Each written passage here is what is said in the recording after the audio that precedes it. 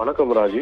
அதாவது தாம்பரம் முதல் பல்லாவரம் வரை உள்ள ஜிஎஸ்டி சாலையில் வழக்கமாக போக்குவரத்து நெரிசல் என்பது சற்று அதிகமாகவே இருக்கும். ஆனால் தொடர் விடுமுறை மற்றும் தாம்பரத்திலிருந்து பல்லாவரம் வரை செல்லக்கூடிய மின்சார ரயில், அதே போல் ஊராஞ்சேரியிலிருந்து தாம்பரம் வரை வரக்கூடிய ரயில்கள் காலை 9 மணியிலிருந்து மதியம் 12:30 மணி வரை ரயில்கள் ரத்து செய்யப்பட்டுள்ளதால் தற்பொழுது தாம்பரம் ஜிஎஸ்டி சாலை போக்குவரத்து நெரிசலால் ஸ்தம்பித்துள்ளது.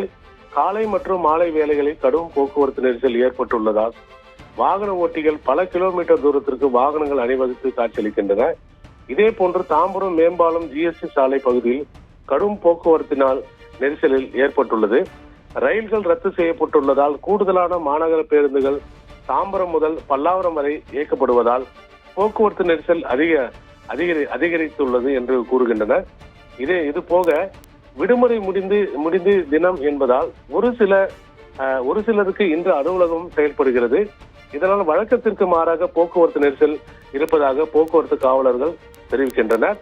மேலும் தாம்பரம் போக்குவரத்து காவலர்கள் மற்றும் தாம்பரம் போலீசார் இணைந்து போக்குவரத்து சரி செய்யும் பணியில் ஈடுபட்டு வருகின்றனர். ராஜேஸ்வரி.